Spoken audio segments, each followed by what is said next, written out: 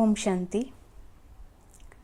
ब्रह्मा बाबा की अनेक विशेषताओं में से एक विशेषता ये भी थी कि ब्रह्मा बाबा संपूर्ण निरहंकारी थे। ब्रह्मा बाबा के अंतिम महावाक्य भी जो थे कि बच्चे निराकारी, निर्विकारी और निरहंकारी बनो।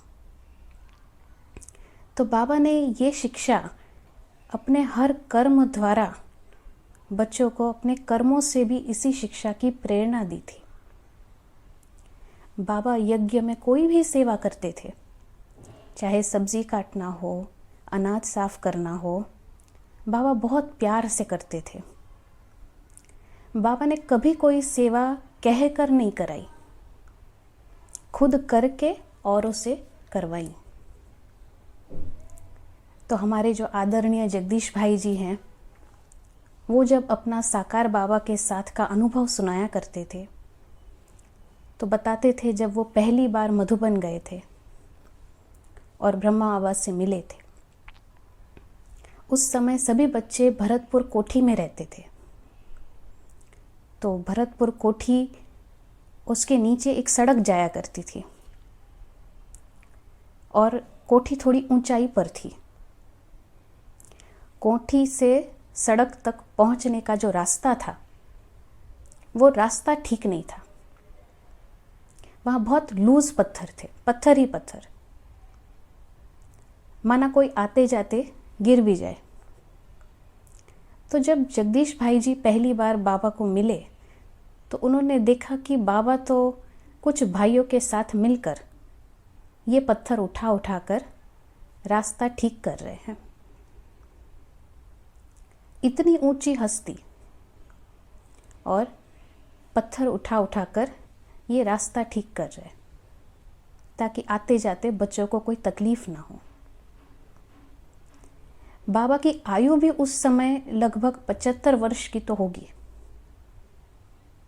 फिर भी बाबा ऐसी कर्मणा सेवा करते थे।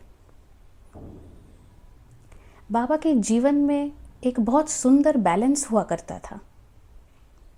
एक तरफ बाबा को हमेशा ये स्मृति रहती थी कि मेरा श्री कृष्ण का ड्रेस लटक रहा है, बस अभी अभी मैं पहनने वाला हूँ, अभी अभी श्री कृष्ण बनने वाला हूँ।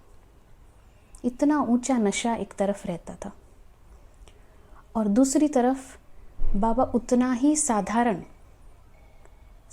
कुटिया में रहते थे, साधारण जीवन जीते थे। तो ये बहुत सुंदर बैलेंस हुआ करता था। एक बार मम्मा और बाबा भंडारे में सब्जी काट रहे थे और वहाँ पर एक बहन आई बाबा को बुलाने, क्योंकि बाबा से कोई वीआईपी मिलने आए थे। तो उस बहन का कहना था कि बाबा एक कमरे में कहीं जाकर उस वीआईपी से मिले, क्योंकि वीआईपी अगर बाबा को सब्जी काटते हुए यहाँ देखेगा तो क्या सोचेगा। तो बाबा ने भी उस बच्ची से यही कहा कि बाबा इसी रूप में उस वीआईपी से मिलेंगे।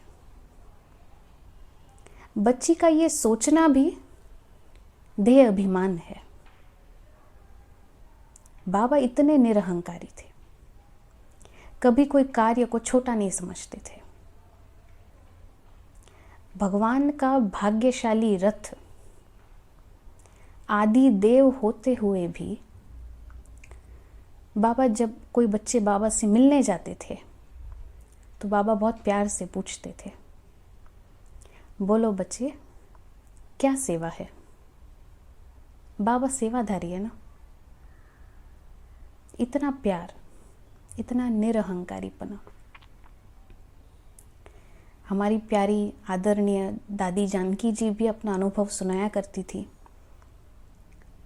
कि वो एक बार पुणे से माताओं की एक ग्रुप को लेकर मधुबन बाबा से मिलने आई थी। वो बरसात का समय था और बरसात के कारण सभी माउंट के रास्ते टूटे हुए थे। तो बाबा ने नीचे भूरी दादी को भेजा कि बच्चों से कहना कि अभी रास्ते सब टूटे हुए हैं, ठीक नहीं हैं, तो ऊपर नहीं आवे। लेकिन दादी जी, सभी माताएं नहीं, यहाँ तक पहुँचे हैं तो बाबा से तो मिलेंगे ही। तो सभी ऐसे रास्तों में, ऐसे कीचड़ में चलकर भी सभी ऊपर पहुँचे। पहुँचते पहुँचते भल रात 11 बज गए। पहुँचकर देखा तो बाबा वहाँ बच्चों की राह देखे खड़े हुए हैं। बाबा बहुत प्यार से बच्चों से मिले। बाबा ने भोजन भी नहीं किया था। भल रात 11 बज गए थे, लेकिन भोजन नहीं किया था। और बाबा ने बच्चों के लिए गर्म पानी तैयार रखा था। बाबा बोले, आओ बच्चे, तुम्हारे पैर धोऊं, तुम्हारे पैर दबाऊं। तो इतना प्यार बच्चों से, इतने निरहंकारी। बाबा ने सभी बच्चों के पैर गर्म पानी से धोए, दबाए। ऐसी पालना देते थे। बाद में जब बाबा बच्चों से मिले भी, पर्सनल मुलाकात भी की इन बच्चों से, तो बाबा का शिक्षा देने का भी बहुत रॉयल रूप हुआ करता था, है ना। एक एक बच्चे से बाबा कहते थे, मैं ये बहन होता तो मैं ये पुरुषार्थ करता, मैं ये होता तो मैं ऐसा करता। इतना रॉयल रूप शिक्षा देने का, श्रीमत देने का था। तो ऐसे थे हमारे ब्रह्मा बाबा। जितना नारायणी नशा रहता था, उतना ही निरहंकारी थे। ओम शांति।